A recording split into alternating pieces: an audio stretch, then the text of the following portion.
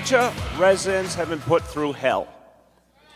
It is not acceptable the city of New York has consistently turned its back on 500,000 of our fellow residents. Construction boom in one Brooklyn neighborhood creating a nightmare for people who live there. This is a common story in New York. They see all the development creating a real rat problem. And it has never been like this. Never. We didn't have to deal with rats. You could sit outside. Now you can't even sit outside because they run across your feet. I would like to say it's my pleasure to be here today, but it's not. It was really awful. It was really devastating. An account similar to the one Governor Cuomo delivered last week. It is disgusting. It's uninhabitable. If New Yorkers saw the conditions that were in NYCHA units, they would all be disgusted. Every branch of government has neglected public housing in this city for far too long. You include the mayor's office on that list? I include everybody in this. Hey, welcome to another segment or episode of The Morning Stretch with yours truly, Tony Herbert. And what you just saw was actually a culmination of a lot of things that's going on in New York City housing. You see our government officials talking good talks, but actually are not doing anything. And actually, we want to speak to that on this particular program today. What's happening in NYCHA and why are people being made to live in the conditions that they're living in? And why all the brouhaha and the political stupidity that creates the opportunity for them to be in such bad situations. I'm joined here right now by a good friend who's actually been in the trenches with me for the last couple of years, working with my organization, Advocates Without Borders. I welcome the likes of Bishop David Maldonado. Thank you for having me. It's an honor. You know, Bishop, I was going to say David, but we want to recognize for a bishop so I can get a couple of Hail Marys. I want to ask this question, first and foremost. What do you do in the community outside of what we've done? I know you do a lot of different things. Talk to us about that real quick. Well, besides being a servant to my community, to our community, I serve as a president of 75th Precinct Clergy Council. Right. I'm also an NYPD clergy liaison, in which I help bridge the gap between the community and the officers, Right. the NYPD. And wherever there's injustice, that's where we're at. Right. But let me, I'm going to tap him a little bit because he gets a little modest.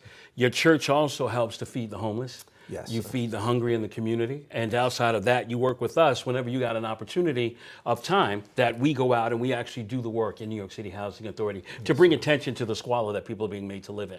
And oftentimes you brought in cases that we had to deal with for individuals that were not getting the services that they needed. So I want to touch upon that because what we just saw was actually an outline, some news stories courtesy of some of the local news networks talking about, the issues that people are dealing with.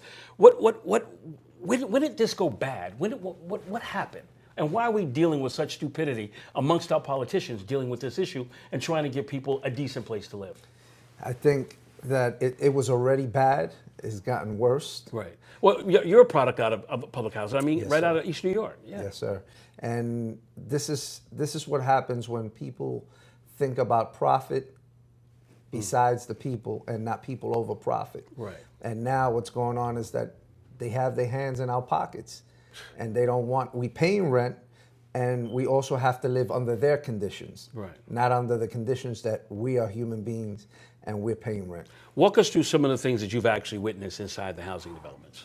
Deplorable conditions. Yeah, totally. Rats, ceilings falling, it's a condition that a human being should not be living under.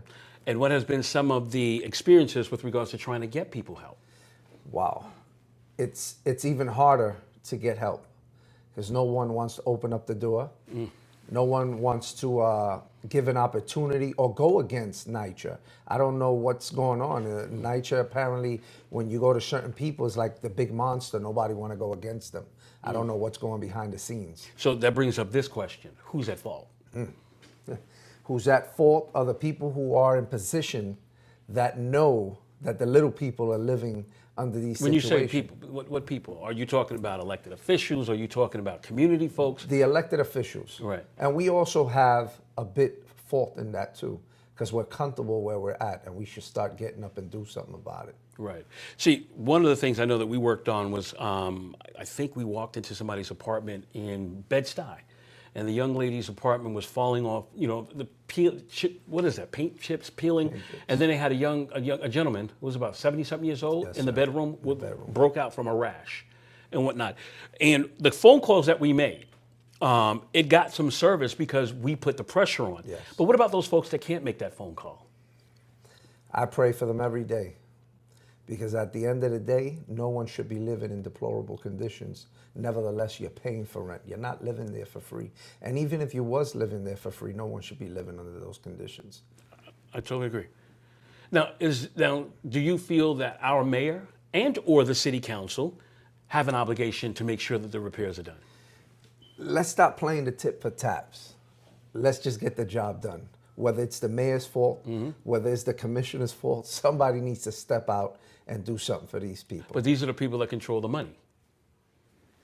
Then they need to stop thinking about themselves and start thinking about the people. Because today they're thinking about themselves and tomorrow they might be in the same situation. Now, some may argue that the residents actually contribute to some of the squalor because of, discarding the dirty stuff in the hallway or things of that like. I mean, how much of that is the residents' fault? Well, I say 10%. Okay. And I give 90% to the people at fault, which are the people in power. So we're talking about lead. We're talking about lack of heat. We're talking about lack of opportunities, which we're going to talk about in a little while. But, around the area of jobs and things of that like. And a lot of the programs that were inside NYCHA have been pulled. And so what we're hearing on the news and what other folks don't see or hear is that there is a serious ongoing issue and people keep passing the buck. And so when I ask the question, who's at fault, I'd say the federal government's at fault, the governor's at fault, and the mayor's at fault. And all these individuals running around here, for the most part, glad-handing, because all of a sudden now they know that public housing exists because it's the hot topic in the news, and that's the best place to go get on camera. So when we see that, or you see that, what runs through your mind?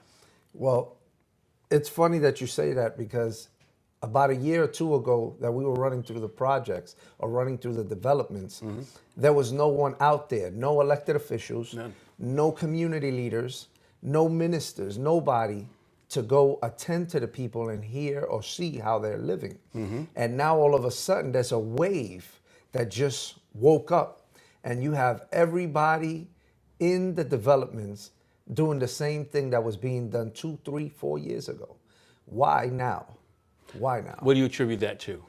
I attribute it that there's something that's about to come out that they know and they want their hands on. Or could it also be it's a political year, people are running for office? So to me, I get the impression it's all political. And the folks that live in housing are the pawns that are being used for these individuals to try to build a career for themselves. And the people who are in the development should understand that they're being used. Right. And stop voting for the same individuals who are putting us in this situation. I say us and we because I'm a part of that. I'm still in East New York and I see the issues that go on. Well, you know what? Let's do this. I want to take a look at this clip and we're going to come back with some other guests. What we can do is acknowledge that NYCHA doesn't just need $1 billion. NYCHA needs tens of billions of dollars to bring these buildings up to the quality levels people deserve. Mr. And Blas- anything, just finishing, anything we do to achieve that has to be with tenants and has to guarantee there will be hiring of tenants for any development that is done. You're welcome back to the morning stretch. Now, what you just heard, and I quoted from this mayor, and you saw it in the video clip. He said, NYCHA doesn't need $1 billion. NYCHA needs tens of billion dollars.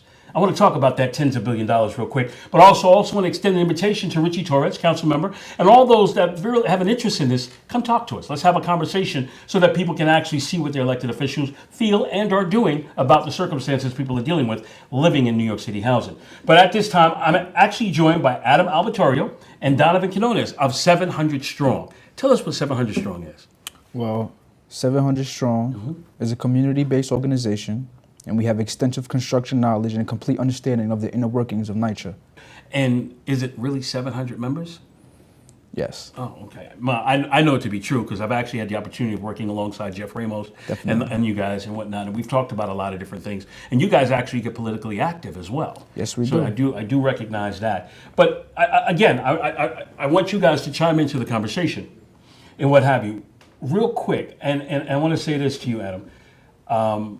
The mayor just said that NYCHA developments need $10 billion. Now here it is, they're spending $10 billion to build jails. So where do we get the money? Where do we get the money? Yeah, let's stop building jails. How about that? And invest in humans and quality of life issues and maybe education and job opportunities. Right. Now, you guys are working from a different angle with regards to 700. You guys are actually trying to help people get jobs. Talk about that real quick. Okay, yeah. So we go into these communities and we go and we talk to some of the residents, and obviously they have interest in improving their residence. So we offer jobs, trainings, so that they could go in and do some of the same skill set that we're providing for them, but they're actually from the area, as opposed to bringing outside entities that have nothing to do with New York City housing and respects to being part of that community. They're coming from other locations and getting, these opportunities to build and improve neighborhoods that they're not part of. Right. So why not bring in people that are already currently there? It's a different kind of love when you're building your own home than when you're building it for somebody else. Yeah, we're going to come back. I want to talk about that particular program you're speaking to. But let me touch this again. This mayor said $10 billion that is needed to fix up the developments and to do whatever repairs. I know they just spent several million just doing the roofs. However, what I want to ask the question again is, people living in public housing, this is the mayor's quote, people living in public housing deserve the best living standard we can give them with the money we have. To me, it's a little contradictory. What have you? First, you say we've got to go out there and give them what we can give them and give them the best, but then you turn around and say, oh, we just got to give them the only what we have. What does that say to you as residents of New York City housing? Because you both are from housing. Right. What does that say? It says that you already have a budget cap and make do what we have. And in all honesty, we do try to provide the best that we can with what we have, but it's always good to be realistic about what needs to be done. Everything has a lifespan, and these buildings have been around for a long time. So they need overhauls, just like anything else. It'll need an overhaul, and that overhaul comes with a price tag. And just let it match. Let the budget match the problem. Now, we actually had an interaction. Bishop and I, we talked earlier with regards to what's going on. Bishop, give them your feedback on the quote-unquote areas that we've covered. And I need to match that with your experiences from your developments and whatnot, of what you've seen and what you guys have been dealing with. First, I want to touch on what Adam just finished stating. I mean, why let all this money go to that? Why let all of this get to this point? And now they got to spend tons of money instead of fixing the complex on a yearly basis. Right. Now we have a bigger problem. Right. But on another note, our people are living in the deplorable conditions. Nobody should be living this way. Everybody should be living in a quarterly life that they can be able to be a blessing to others in their way of living. But this is why everybody's out there fighting and being angry, because nobody's living the way they want to be living, but the way the people in the government are putting people to live. Correct. And I could definitely touch on that. Part of our philosophy is employing a preventive maintenance policy. And instead of doing corrective maintenance where you're kind of like reacting to problems, if you implement preventive maintenance and you go in with the checklist, and maybe when people move out, you go in there with a team of guys that are qualified. That's one of our goals. Going in there with a team of guys that are qualified and making all the necessary repairs, and with the experience, you could see stuff that might happen. So you could prevent potential leaks, potential rodent infestation or pest infestation. All these potentials could be addressed and taken care of before they become a real problem. And if you do that, you're going to save time, you're going to save money, and overall quality of life of people living in these apartments would be much better than trying to react to something as simple as maybe a leak. The current plan that's in effect, you'll call up and tell them, hey, I have a leak going on, and then you get like a slip that you hand in, and somebody might come in 2 weeks. Was that a ticket? A ticket, like exactly. Which will take months. And it'll take months. And then somebody will come in, and he's only trained to do one thing. And he might address that, and it might not even be complete. A good example of that is like when they do wall repair. Maybe you'll get a guy who's a plaster man, and he'll come and put a little bit of plaster. A few weeks later, he'll come and sand it. Then a painter comes in a few weeks later, and it's kind of like a trickle effect to different tradesmen. So what we were proposing is have a team of qualified guys that know several trades go in there and see what potentially might be going wrong, fix those issues, record that, and then let people move into those conditions where everything is already up to par. There's a particular program or federal program that is actually mandated. I want to talk about that, but before we do that, Is this what the residents deserve? Not at all. What do you recommend? What do you say to your mayor, to your city council person? What should they be doing right now? I mean, as you may know, there are many issues within NYCHA. And one of those main issues are backlogs. And my organization, 700 Strong, has proven to have those solutions to repair those backlogs. And what we are requesting is a meeting for people that have the power to make a decision, you know, whether that be a sit down with the mayor or the chairman of housing. We presented our plan to many elected officials, which they all support, but they don't know how to move forward. And that's the problem because, you know, NYCHA has these contracts with these unions and all these locals, the plasters, the painters, and it's never no time of even how to push forward. We talked about the chairperson just stepped down, what have you, or resigned, if that's what you want to call it. Where do we go from here? Is that still, and we spoke to this in the last show that we did about the mismanagement of this mayor. Do you guys still see that being the case at this point in time? Has anything changed? I wouldn't say I've seen a significant change, and maybe people are holding their guns. Maybe they're not ready to move forward, and we need to have somebody who's ready to make a decision and move forward, and approve a plan. If it makes sense, just go with it. So what do you think what would help the residents right now? What would be the most important thing to help them at this point? Unfortunately, they're at the mercy of housing. So whoever gives the okay to go in there and make those changes, that's the starting point. Getting the okay to make Let's these watch changes. this, and then on the flip side of that, I want to have a conversation about what you guys are doing and what federally mandates the opportunities that you guys are bringing to the table. Okay. This is what we have to be talking about in this city. What do? I agree, part of it is the next mayor has to be even more passionate about bringing resources to public housing and other affordable housing efforts and mass transit. And anything, just finishing, anything we do to achieve that has to be with tenants and has to guarantee there will be hiring of tenants for any development that is done. Now, I'm going to agree with what you just saw in that clip with regards to the mayor talking about residents getting these jobs. But at the end of the day, and saying that they need the jobs is what I want to quote him on. However, what the mayor was saying about residents getting those jobs refers to Section 3 of the federal law. And I'm going to read to you exactly how that is stipulated. Section 3 is a federally mandated law. And it reads, the Section 3 program requires that recipients of certain HUD financial assistance, to the greatest extent possible, provide training, employment, contracting, and other economic opportunities to low and very low income persons, especially recipients of government assistance for housing, and to businesses that provide economic opportunities to low and very low income persons. So what is that saying? Basically, folks that live in the housing developments deserve these jobs, and they should be able to get these jobs with no issue. What do you say? We need them jobs. They need them jobs. Practice what you preach and be an example of what you teach. So start giving our people the work that they need. But they're not getting the jobs. They're not getting the job because somebody else is cutting. Somebody else is doing a backdoor deal. This needs to stop. At the end of the day, what my people need to do, our people need to do, is stop paying rent. Let's all get together and let's see if there's a change going to come to our I agree with you 100%. What do you guys do at 700 Strong? What do you do to get folks involved? And how do they get the information on what they should be doing to be a part of what you're doing in your training process as a part of Section 3? Okay, so what do we do to get the word out there? Whenever we get on a job site or we're at a New York City housing location, tenants are curious. And anybody who's working man or female that's able-bodied, they will come and inquire. Right. Almost all you have to do is show up and people will show interest and having employment and working in their community.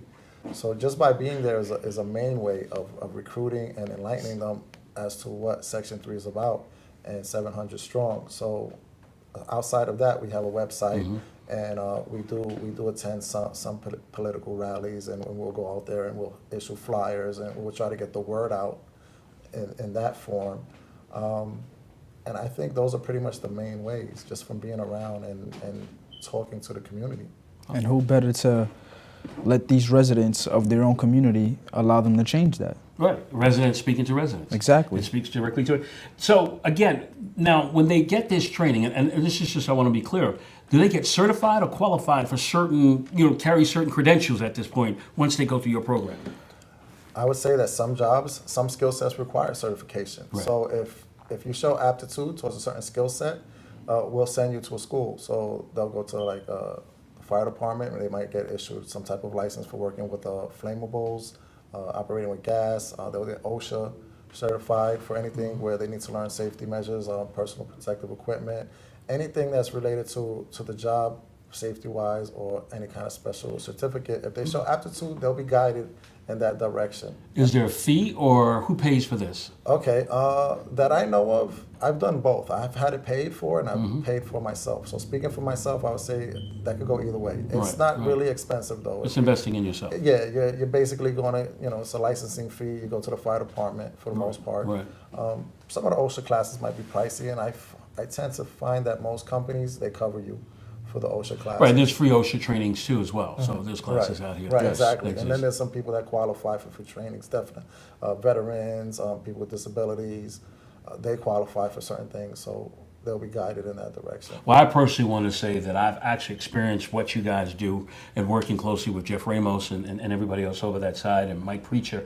So I want to thank you guys for joining us and having, to give us the insight so that folks in housing know that there's an opportunity for you to get a job. And all you have to do is just reach out, talk to brothers like 700 Strong and see what happens. And then not just brothers, you'll have women working too. Definitely. I want to jump into Langston Hughes houses right now. Take a look at what's going on. I got the opportunity to hang out with some of the seniors and talk about some of the conditions they dealt with.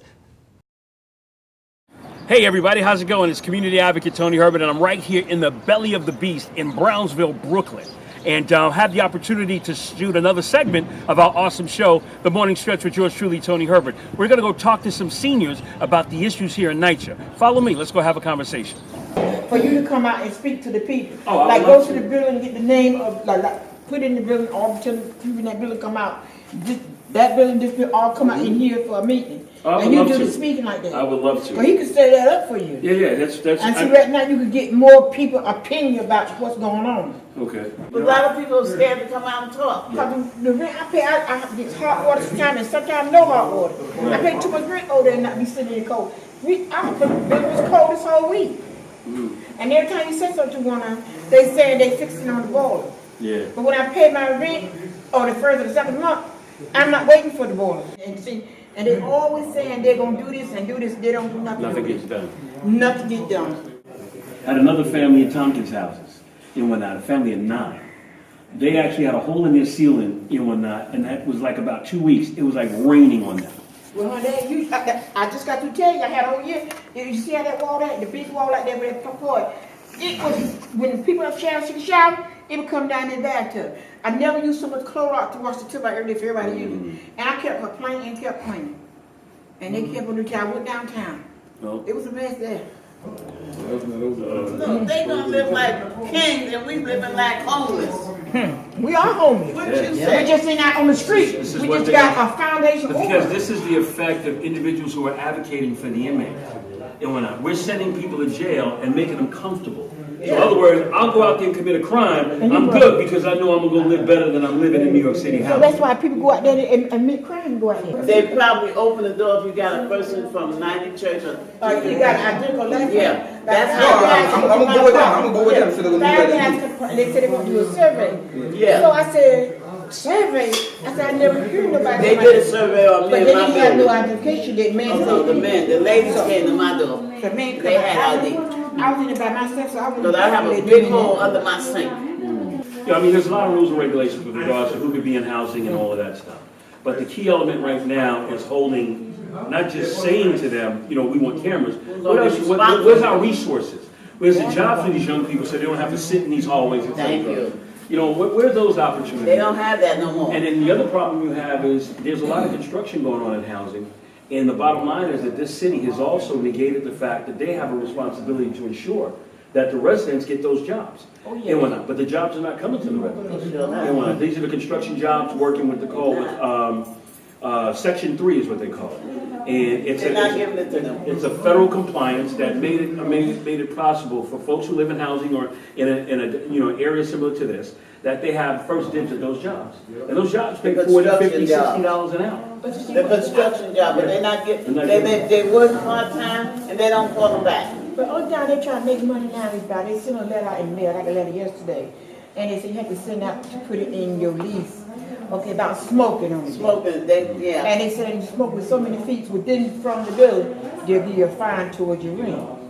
Now they're looking for little petty things, but things they need to look for, they not. They don't pay attention They ain't, no. You can look. I'm gonna tell you what happened. I had a hole in my back. No, it wasn't a hole in my back.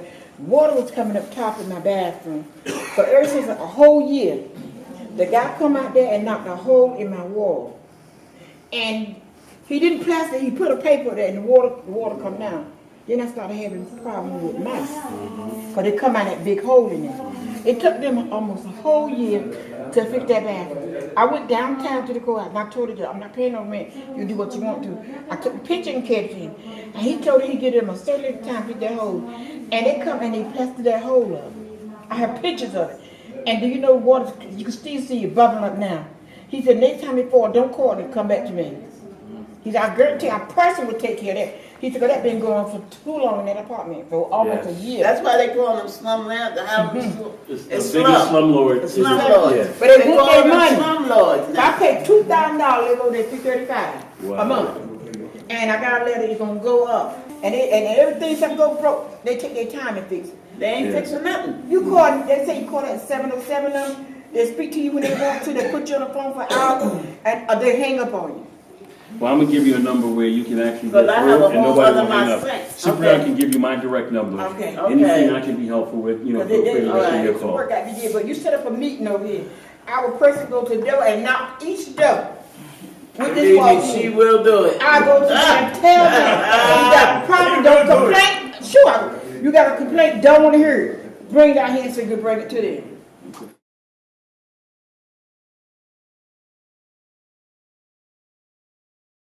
As you can tell, the issue with regards to New York City Housing Authority is a big issue. But at the end of the day, our elected officials have a responsibility to ensure that folks have access to the resources so they can live like decent human beings, not in some third world country or atmosphere that would cause them harm. I say clearly, candidate Bill de Blasio from 2013 sounds totally different from the mayor that he is today, which means there's some contradiction. Mr. Mayor, save the people in New York City housing. Stop playing games. Do your job and afford them an opportunity to live like you do in Gracie Mansion.